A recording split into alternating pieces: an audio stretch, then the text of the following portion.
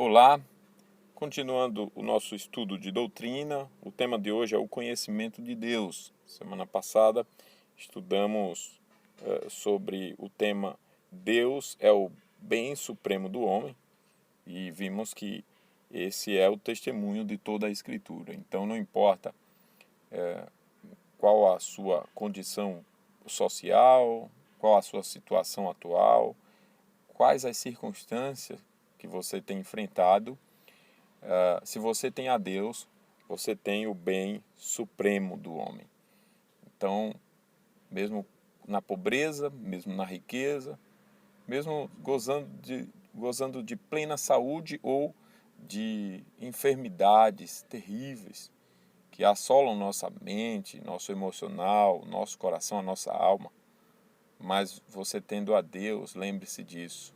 Esse é o bem mais importante da sua vida. Há muitas pessoas que hoje gozam de uma série de privilégios, mas não têm a Deus. A palavra de Deus vai mostrar que essas pessoas são miseráveis. Outras pessoas estão enfrentando dificuldades e problemas e também não têm a Deus. Então, além do sofrimento desta vida, se elas partem assim, elas vão para uma realidade incomparavelmente pior. Sai de um sofrimento para outro incomparavelmente pior. E o que nós aprendemos no capítulo anterior é que o bem supremo do homem, sendo Deus, não importa o que ele enfrente nesta vida. Quando ele parte para a eternidade, ele tem consolo aqui, mas já parte para uma realidade incomparavelmente maravilhosa, melhor do que tudo que ele pudesse gozar aqui no tempo presente, de felicidade, né, de prazer e tudo mais. Então, foi o assunto do capítulo anterior. Nós estamos seguindo aqui o livro As Maravilhas de Deus, do Herman Bavinck, e o estudo de hoje é o conhecimento de Deus. O texto de destaque é Romanos 11:33, que é: "Ô profundidade da riqueza, tanto da sabedoria como do conhecimento de Deus. Quão insondáveis são os seus juízos e quão inescrutáveis os seus caminhos." Texto rico, maravilhoso. Paulo está aqui admirado. Por isso ele coloca nessas palavras: "Ó profundidade da riqueza", admirado com a sabedoria e o conhecimento de Deus. E isso realmente é maravilhoso. Algo muito curioso sobre o conhecimento de Deus é que tanto no início da Bíblia quanto no final, vemos que o conhecimento de Deus é o bem mais importante da vida de alguém. Em Gênesis, por exemplo, Deus cria o ser humano com a sua imagem e semelhança para que ele o conheça a Deus, né? E o final de Apocalipse destaca que o povo de Deus finalmente verá a Deus face a face e terá o nome dele em sua testa. E entre esses dois momentos, de Gênesis e Apocalipse, temos o restante da revelação de Deus em todo o seu comprimento e largura. E a ênfase é sempre a mesma: "Eles serão o meu povo e eu serei o seu Deus." Jeremias 32:38. E o ponto mais importante de tudo isso é o Emanuel, Deus conosco. O que nos ensina que as promessas de Deus e seu cumprimento andam de mãos dadas. E com o mesmo poder que Deus trouxe todas as coisas à existência, do nada, ele fará existir o tabernáculo de Deus com os homens, o novo céu e a nova terra, como está escrito: "Então ouvi grande voz vinda do trono, dizendo: Eis o tabernáculo de Deus com os homens. Deus habitará com eles. Eles serão povos de Deus, e Deus mesmo estará com eles." Apocalipse 21:3.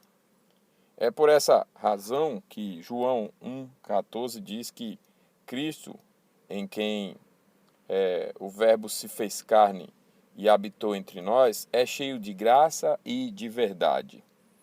Jesus é a palavra que estava com Deus no princípio e que também é Deus, razão pela qual era a vida e a luz dos homens. Portanto, o Filho é o único em quem o pleno ser de Deus é revelado. Ele não só revela e declara o Pai, mas em si mesmo ele nos mostra e nos dá o Pai. Cristo é Deus manifesto e entregue. Ele é Deus se revelando e se compartilhando. Que bênção e que maravilha. Por essa razão, em toda a Escritura, Deus afirma: eu sou o teu Deus, pela salvação que começou em Gênesis 3,15. Eu sou o teu Deus. E o povo de Deus recebeu a verdadeira fé para responder: tu és nosso Deus e nós somos o teu povo, o rebanho do teu pastoreio. Essa resposta sábia e santa não ocorre em todos. Para muitos, Deus é um conceito frio, o qual buscam analisar racionalmente, mas sem uma força viva e pessoal, uma realidade infinitamente mais real do que o mundo ao redor deles. Eles não contam com Deus para nada. Deus não anda nem vive com eles, nem eles andam na presença de Deus. Mas para o verdadeiro povo de Deus, Deus é o único, eterno e venerável ser.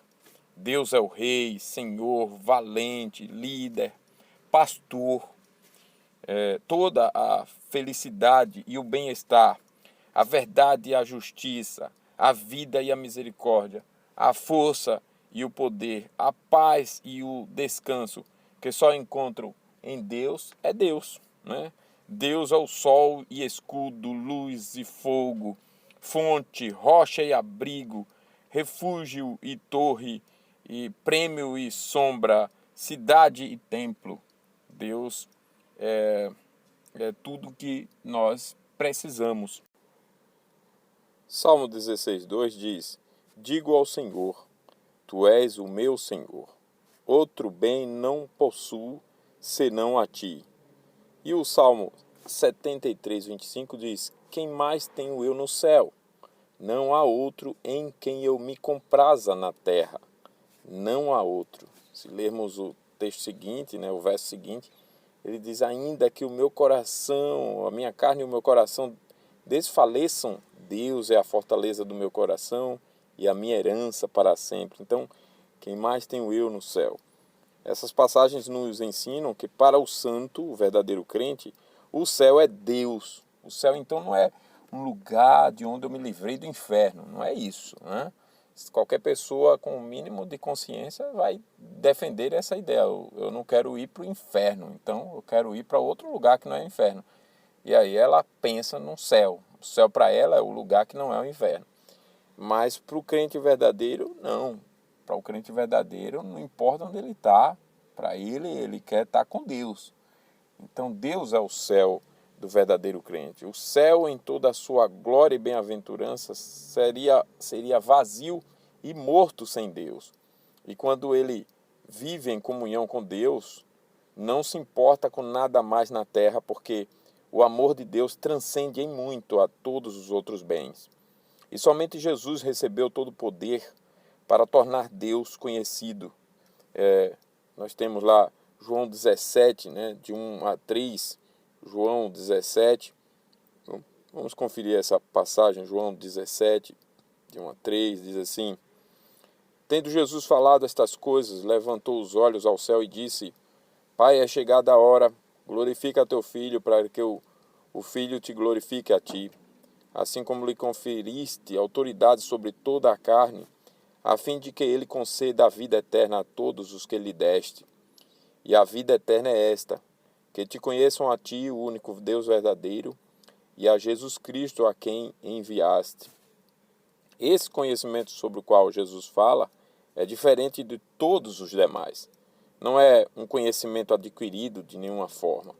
Você não consegue esse conhecimento estudando, fazendo um curso básico ou superior, nem depende dessas coisas. Não está na filosofia, nem mesmo na teologia. Primeiro, esse conhecimento é diferente de todos os demais saberes em princípio e em essência. Todos os demais conhecimentos podem ser adquiridos, mas o conhecimento de Deus precisa ser dado. Deus precisa dar. E a única origem do conhecimento de Deus é Jesus. não é o quanto nós sabemos da Bíblia e teologia, mas se Jesus se revelou e revelou o Pai. Quando isso ocorre, agimos como crianças, deixando Cristo nos dar esse conhecimento. É como um doce para a criança, irresistível. Jesus é irresistível. Deus é irresistível. Somente Jesus revela o Pai, porque somente Ele conhece e se relaciona com o Pai como ninguém. Nós temos várias passagens que vão nos ajudar nesse sentido, né? Mateus 3,17, por exemplo. Mateus 3,17 diz assim: e eis uma voz dos céus que dizia: este é o meu filho amado, em quem me comprazo.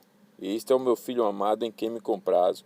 Hebreus 1,3, também uma outra passagem riquíssima e de uma lição preciosa, diz assim: ele, que é o resplendor da glória e a expressão exata do seu ser, sustentando todas as coisas pela palavra do seu poder, depois de ter feito a purificação dos pecados, assentou-se à direita da majestade nas alturas. Temos inúmeras outras, como Mateus 11, 27, voltando lá para Mateus 11, 27, diz assim: tudo me foi entregue por meu Pai, ninguém conhece o Filho senão o Pai, e ninguém conhece o Pai senão o Filho, e aquele a quem o Filho o quiser revelar. 1 de João 5,20, 1 de João 5,20 vai dizer assim, cadê aqui, 20, também sabemos que o Filho de Deus é vindo e nos tem dado entendimento para reconhecermos o verdadeiro. E estamos no verdadeiro, em seu Filho Jesus Cristo. Este é o verdadeiro Deus e a vida eterna. Este é o verdadeiro Deus e a vida eterna. João 4, 34, João, Evangelho de João, capítulo 4, 44, diz assim: porque o mesmo Jesus testemunhou que um profeta não tem honras na sua própria terra. Acho que não era esse, né, a passagem, João 8, 26 a 28. João 8, versículo 26 ao 28. Muitas coisas tenho para dizer a vosso respeito e vos julgar, porém aquele que me enviou é verdadeiro, de modo que as coisas que dele tenho ouvido, essas digo ao mundo. Eles, porém, não atinaram que lhes falava do Pai. Disse-lhes, por Jesus: quando levantardes o Filho do Homem, então sabereis que eu sou e que nada faço por mim mesmo. E sabereis que nada faço por mim mesmo, mas falo como o Pai me ensinou. Eu falo como o Pai me ensinou. Então, Jesus é o único confiável em sua revelação de Deus, porque ele é Jesus Cristo, aquele que foi enviado para esse fim. Isaías 42:1 nos ajuda também nesse sentido.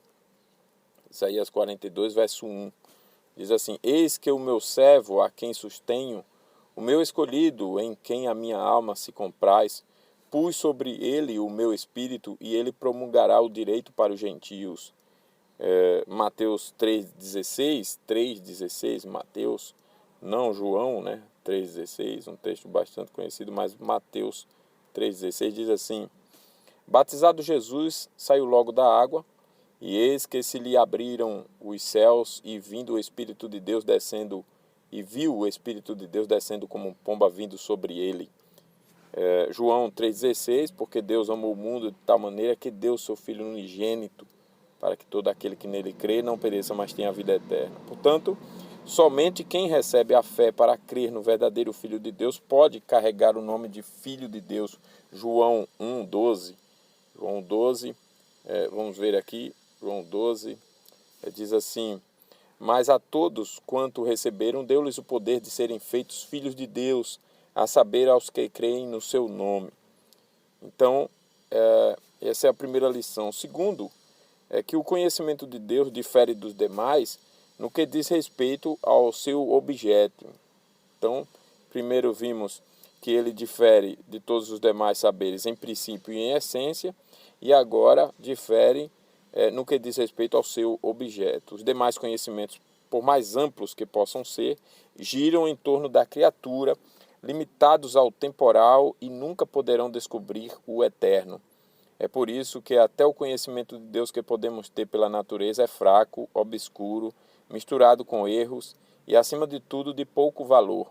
Porque os homens, conhecendo a Deus pela natureza, não o glorificam como Deus ou o adoram como Deus, mas se tornam fúteis em suas especulações e trocam a imagem do Deus incorruptível por imagens semelhantes à criatura. O mundo é tanto um obscurecimento quanto uma revelação de Deus. Está lá em Romanos 1:20, né? Podemos conferir esse texto também. No verso 18, ele começa de uma forma bem dura, mas no verso 20 ele diz assim: porque os atributos invisíveis de Deus, assim o seu eterno poder, como também a sua própria divindade, claramente se reconhecem desde o princípio do mundo, sendo percebidos por meio das coisas que foram criadas. Tais homens são por isso indesculpáveis, porquanto, tendo conhecimento de Deus, não o glorificaram como Deus nem lhe deram graças, antes se tornaram nulos em seus próprios raciocínios, obscurecendo-se-lhes o coração insensato, inculcando-se por sábios, tornaram-se loucos e mudaram a glória do Deus incorruptível em semelhança da imagem do homem corruptível, bem como de aves, quadrúpedes e répteis. Até o 23. Então, o mundo é tanto um obscurecimento quanto uma revelação de Deus quando nós olhamos para esse texto. Como o homem pode conhecer o infinito e incompreensível, aquele que não pode ser medido nem pelo tempo, nem pela eternidade, aquele cuja presença os anjos cobrem o rosto com suas asas, que vivem em luz inacessível e que nenhum homem viu ou pode ver? Como então podemos conhecer? Como o ser eterno pode ser conhecido por quem tem um fôlego em suas narinas e que é menos do que nada e do que a neblina? Se o melhor conhecimento do homem é cheio de remendos e retalhos, como ele pode conhecer a Deus? Todo o conhecimento acumulado do ser humano é conhecimento de quê? De nada. Apenas um castelo de cartas, fumaça, mas não é um conhecimento sólido, conhecimento para a eternidade, um conhecimento que realmente tenha valor. Não é o conhecimento de Deus, porque Deus está sempre nos limites do desconhecido. Além disso, somos pobres pecadores. Contudo, o conhecimento que não temos alcance, Cristo viu e revelou para nós. Por isso, nós devemos fazer como aqueles que perguntam: quem subirá ao céu? Em Cristo temos tudo o que precisamos para conhecer a Deus. Na cruz de Cristo, tudo o que o Antigo Testamento ensina está descortinado. E aí você tem a maravilha do Salmo 103, por exemplo. Nós estamos cantando esse salmo na igreja e uma bênção para nossas vidas. O Salmo 103, versos 8 e depois 13, 10 a 13. Verso 8 diz assim: o Senhor é misericordioso, compassivo, longânimo e assaz benigno. 10 a 13. Não nos trata segundo os nossos pecados, nem nos retribui consoante as nossas iniquidades. Pois quanto o céu se alteia acima da terra, assim é grande a sua misericórdia para com os que o temem. Quanto dista o oriente do ocidente, assim afasta de nós as nossas transgressões. Como o pai se compadece de seus filhos, assim o Senhor se compadece dos que o temem. Olha que passagem maravilhosa. Então, essa foi a segunda lição. Terceiro e último, o conhecimento de Deus difere dos demais em essência. Então, Jesus não fala de um conhecimento como informação, mas um conhecer real. Uma informação é algo que vem de outra pessoa, mas o conhecimento real inclui interesse e envolvimento pessoal e uma atividade verdadeira de todo o coração. O conhecimento de Deus é diferente, então, nesse sentido. É por isso que a informação não é suficiente para promover esse conhecimento sobre o qual Jesus fala. Não basta você saber que existe um Deus, se você não se relaciona com Ele. Não tem essa intimidade, né? Não tem essa comunhão real, verdadeira, que Ele mesmo faz, né? Inicia, porque ele se revela. Então, quem vive num auto-engano, orgulhoso, achando que conhece a Deus, mas a partir de conhecimento sobre Deus, né?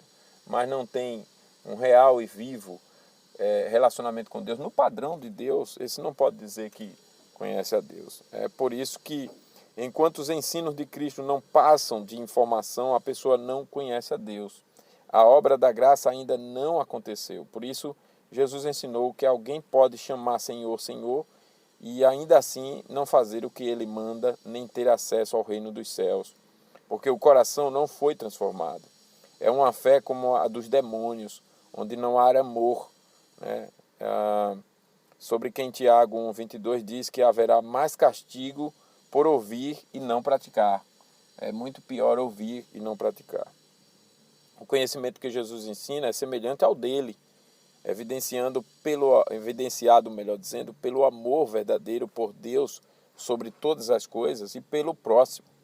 Em Jesus e nos verdadeiros cristãos de seu tempo, o conhecimento e o amor andavam juntos. Conheciam muito a Jesus, a Deus, e por isso amavam muito.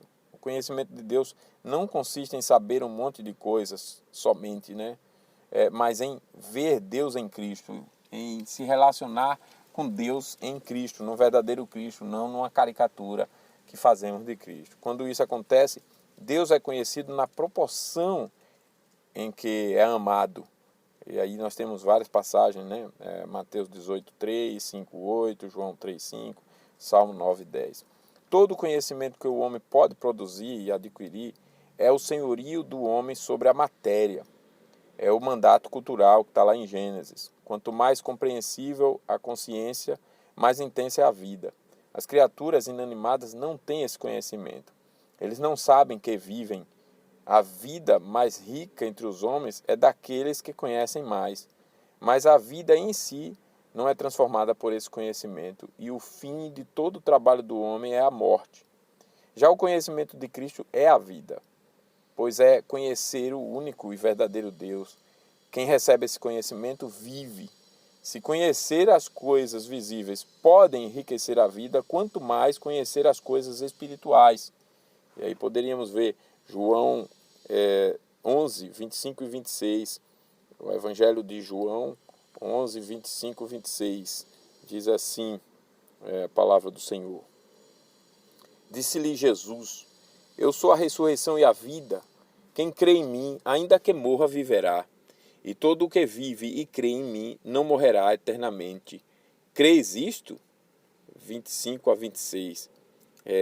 Então, Jesus é a vida. Quando esse conhecimento ocorre, a única diferença entre o simples e o instruído é de grau. Efésios 4, versos 5 a 7. Vamos ver. É a única diferença entre um e outro, né? Instruído e o ignorante. É de grau de conhecimento. Há um só Senhor, uma só fé, um só batismo, um só Deus e Pai de todos, o qual é sobre todos, age por meio de todos e está em todos. Então, você pode ter um grau maior de conhecimento, né? Mas o Deus que você conhece é o mesmo, né?